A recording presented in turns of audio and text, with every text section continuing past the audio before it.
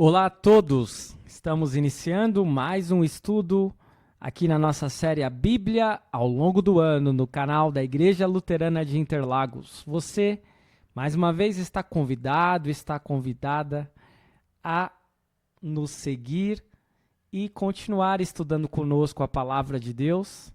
Hoje, último dia de agosto, 31 de agosto, vamos ao último estudo do livro de Esdras, capítulos 8 a 10. Vamos juntos? Iniciando pela leitura do capítulo 8, onde nós temos vários destaques. A lista dos que voltaram com Esdras. Esdras manda buscar levitas, o jejum, a entrega das contribuições aos sacerdotes e a chegada a Jerusalém.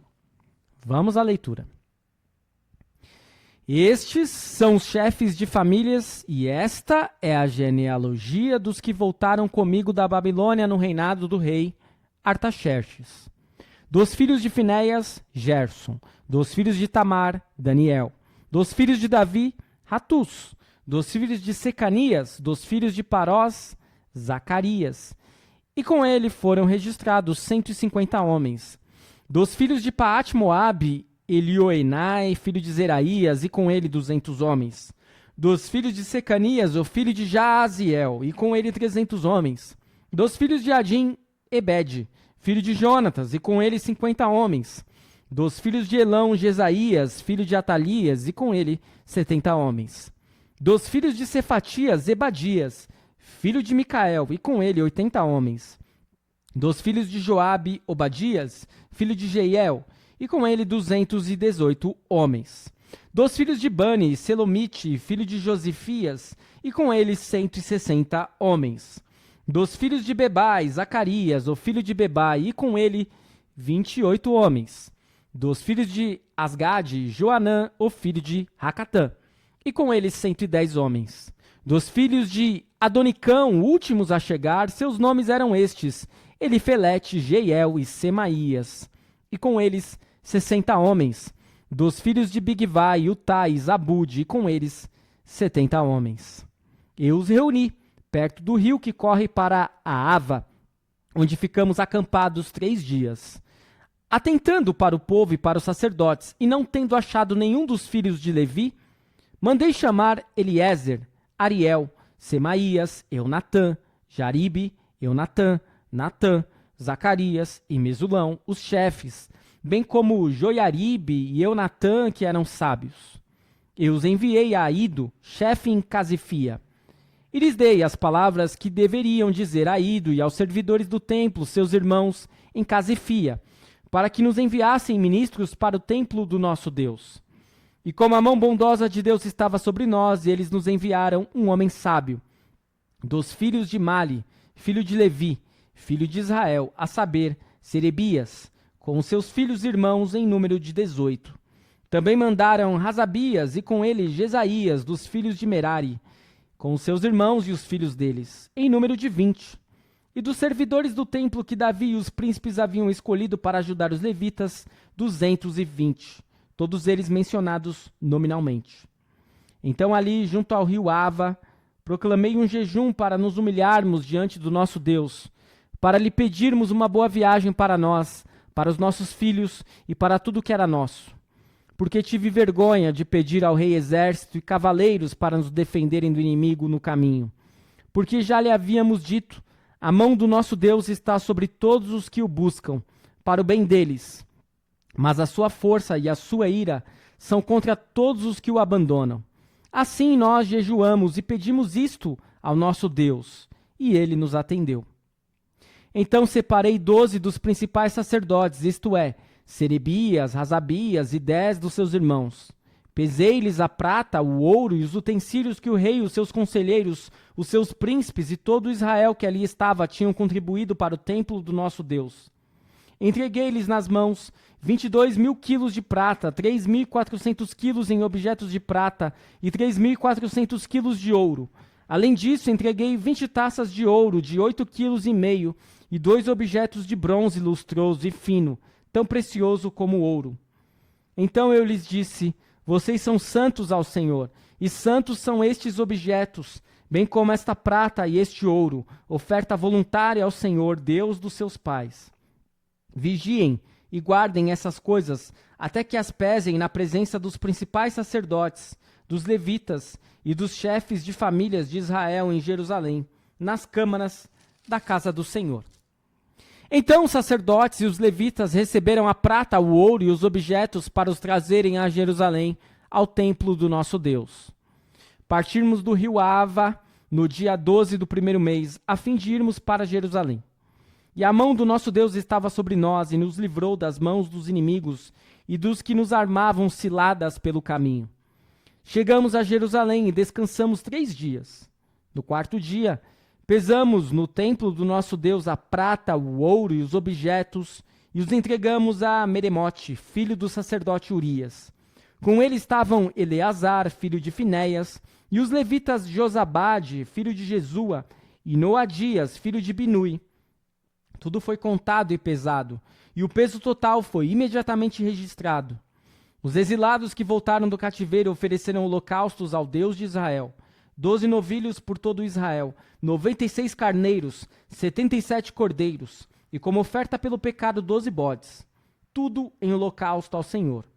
Então deram as ordens do rei aos seus sátrapas e aos governadores da região deste lado do Eufrates, e estes ajudaram o povo na reconstrução da casa de Deus.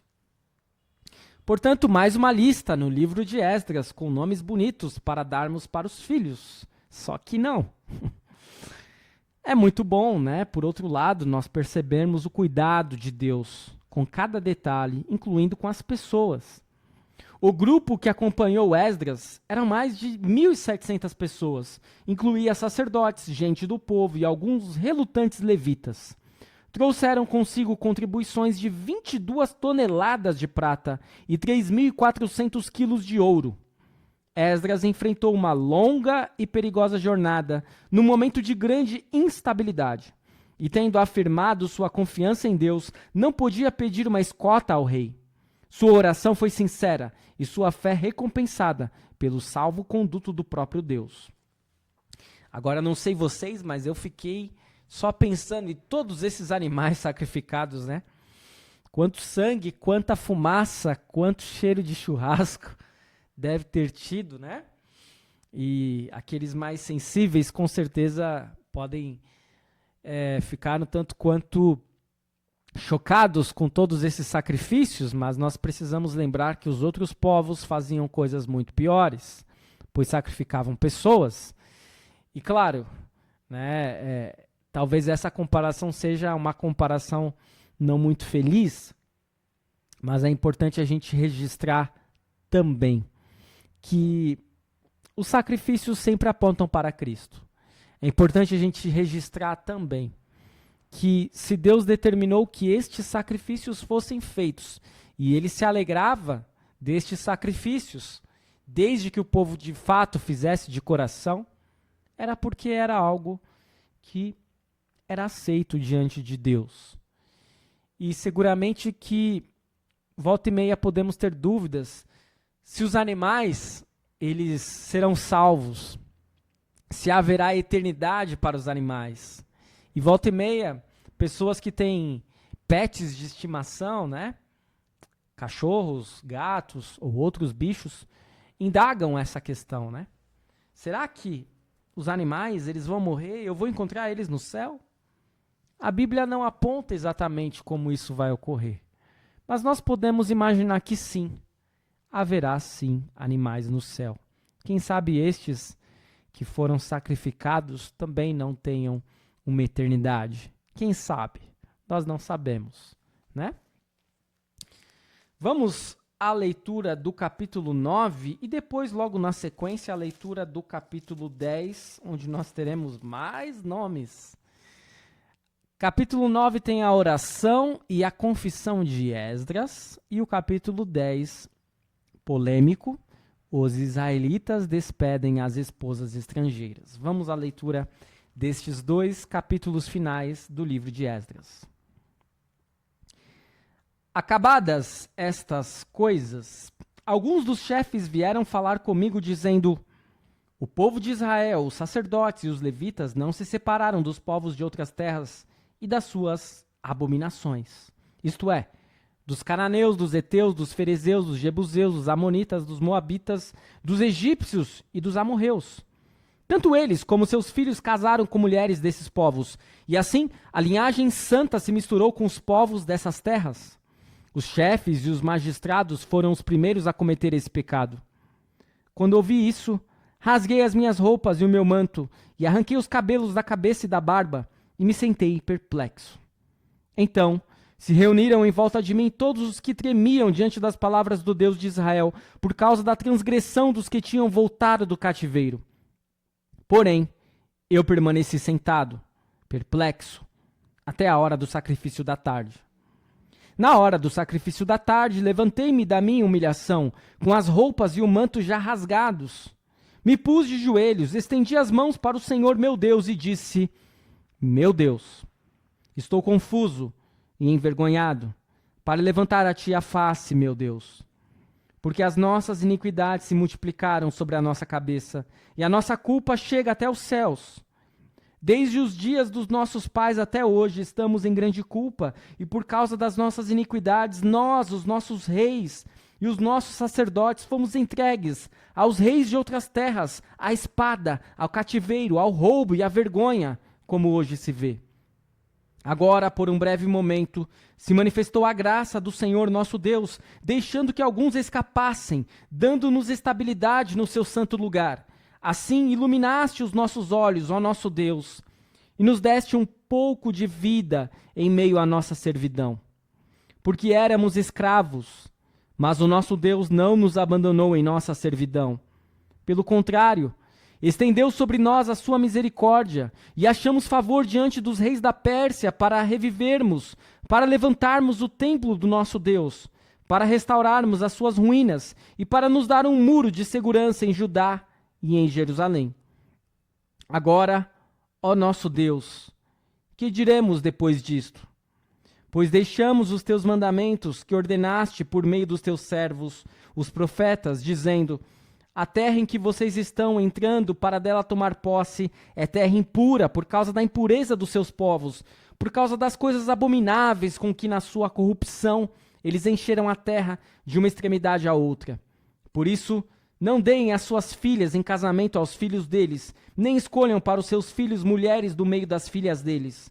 Jamais procurem a paz e o bem desses povos, para que vocês sejam fortes e comam o melhor da terra, e a deixem como herança aos filhos de vocês para sempre. Depois de tudo o que nos aconteceu, por causa das nossas más obras e da nossa grande culpa, e vendo ainda que tu, ó nosso Deus, nos tem castigado menos do que merecem as nossas iniquidades, e ainda nos deste este restante que escapou, será que poderíamos voltar a transgredir os teus mandamentos e nos unir em casamento com os povos que praticam essas abominações? Não te indignarias contra nós ao ponto de nos destruíres completamente sem que houvesse nenhum remanescente, nem alguém que escapasse? Ó Senhor, Deus de Israel, tu és justo, pois somos o restante que escapou. Como hoje se vê, eis que estamos diante de ti com a nossa culpa, porque não há ninguém que possa estar na tua presença por causa disto. Difícil para o sacerdote Esdras, difícil encarar essa realidade. Ele se alegra de retornar, ele se alegra de estar com seu povo. O templo foi reconstruído, a adoração a Deus está retomando, mas existe um problema. Como que Deus vai resolver isso? Vamos ao capítulo 10. Os israelitas despedem as esposas estrangeiras. Enquanto Esdras orava e fazia confissão, chorando, prostrado diante da casa de Deus, uma enorme congregação de israelitas, homens, mulheres e crianças, se reuniu em volta dele. E o povo chorava amargamente.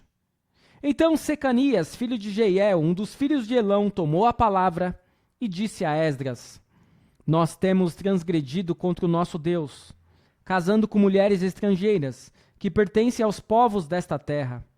Mas, quanto a isto, ainda há esperança para Israel.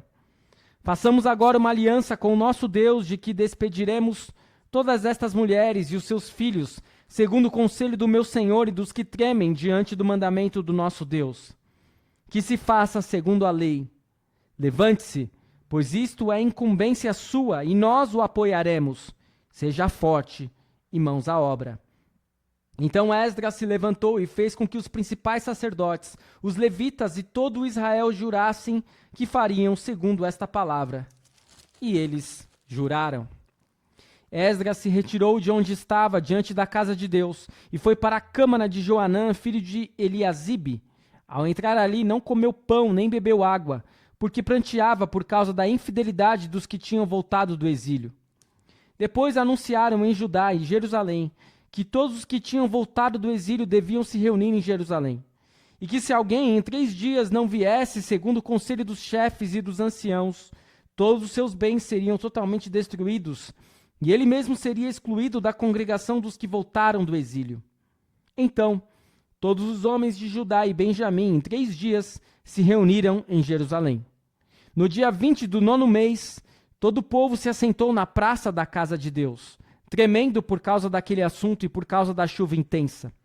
Então, o sacerdote Esdras se levantou e lhes disse: Vocês foram infiéis, casando com mulheres estrangeiras, aumentando a culpa de Israel. Portanto, façam confissão ao Senhor, Deus dos seus pais, e façam o que lhe agrada. Separem-se dos povos desta terra e das mulheres estrangeiras. E toda a congregação respondeu em voz alta: Que assim seja. Faremos segundo as suas palavras.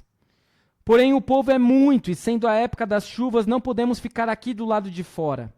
E isto não é coisa que se faça em 1 ou 2 dias, pois somos muitos os que transgredimos neste assunto. Que os nossos chefes decidam por toda a congregação, e que todos os que em nossas cidades casaram com mulheres estrangeiras venham a eles num dia marcado, acompanhados dos anciãos e dos juízes de cada cidade, até que se afaste de nós o furor da ira do nosso Deus, por causa desta situação. Apenas Jonatas, filho de Azael, e Jazeías, filho de Tiquivá, se opuseram a isso, apoiados por Mesulão e pelo levita Sabetai. Os que voltaram do exílio fizeram assim. Então o sacerdote Esdras escolheu nominalmente os chefes de famílias, segundo a casa de seus pais, e se sentaram no 1º dia do 10º mês para examinar essa questão.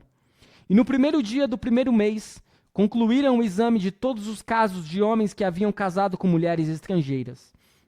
Dentre os filhos dos sacerdotes, foram encontrados os seguintes que tinham casado com mulheres estrangeiras: dos filhos de Jesua, filho de Josadaque, de seus irmãos Maaseías, Eliezer, Jaribe e Gedalias. Com um aperto de mão, prometeram mandar embora suas mulheres, e por serem culpados, ofereceram um carneiro do rebanho pela sua culpa. Dos filhos de Imer, Hanani e Zebadias. Dos filhos de Harim, Maazéias, Elias, Semaías, Jeiel e Uzias. Dos filhos de Pazur, Elioenai, Maazéias, Ismael, Natanael, Josabade e Elasa. Dos levitas, Josabade, Simei, Quelaías, também chamado de Quelita, Petaías, Judá e Eliezer.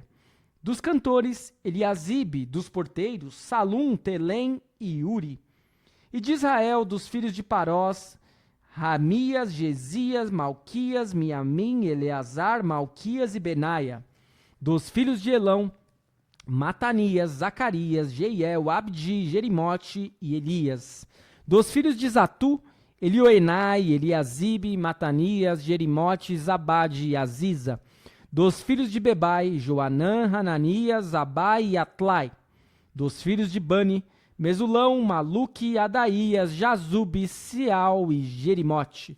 Dos filhos de Paat-Moabe, Adna, Quelau, Benaia, Maazéias, Matanias, Bezalel, Binu e Manassés. Dos filhos de Harim, Eliezer, Isias, Malquias, Semaías, Simeão, Benjamim, Maluque e Semarias. Dos filhos de Razum, Matenai, Matatá, Zabade, Elifelete, Jeremai, Manassés e Simei.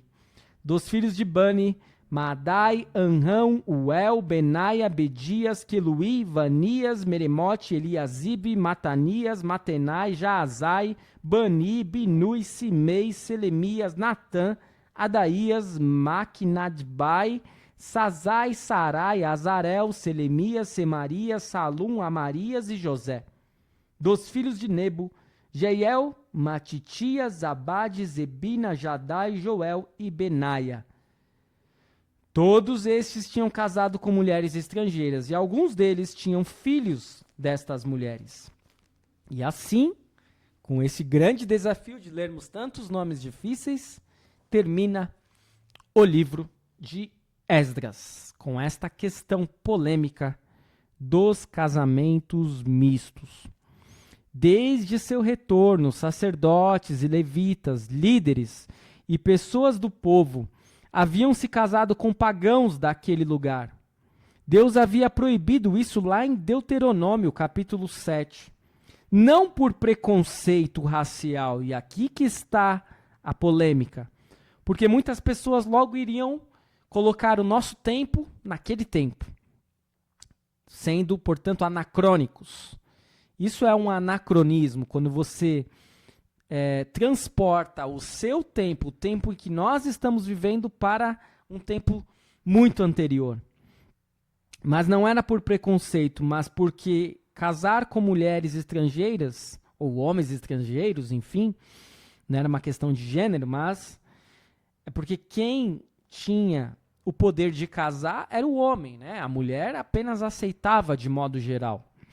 Por isso, um homem casar com uma mulher estrangeira levava à idolatria.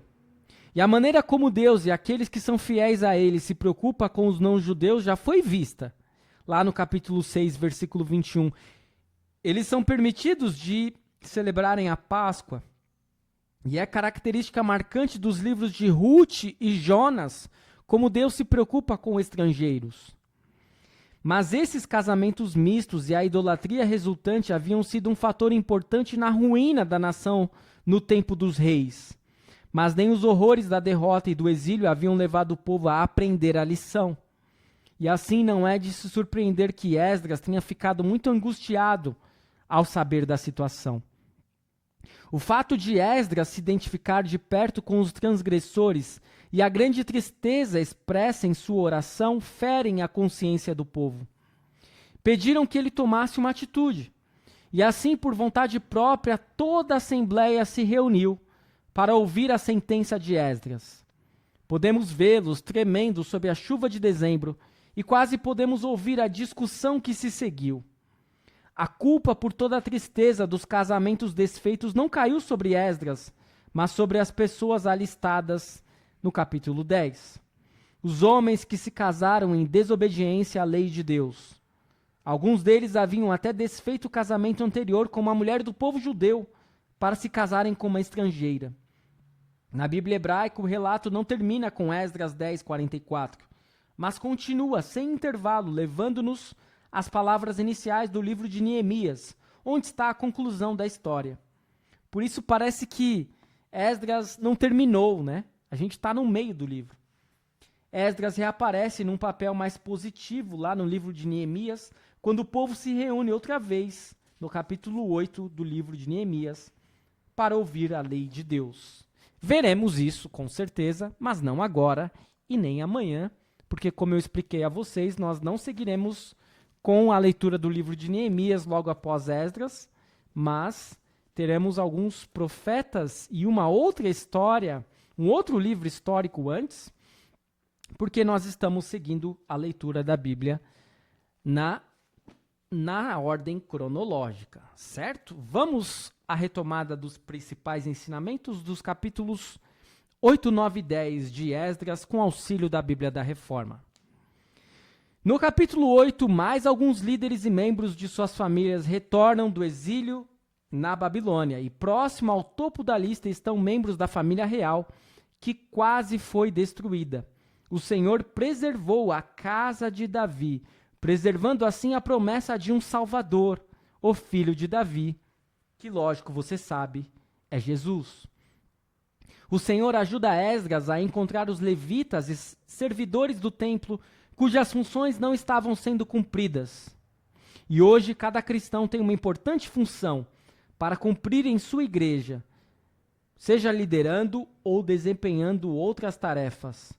Não podemos menosprezar o serviço de alguém na igreja, pois qualquer ofício que não seja cumprido atrapalha a obra de todos. O Senhor escuta as orações da caravana de Esdras pedindo proteção.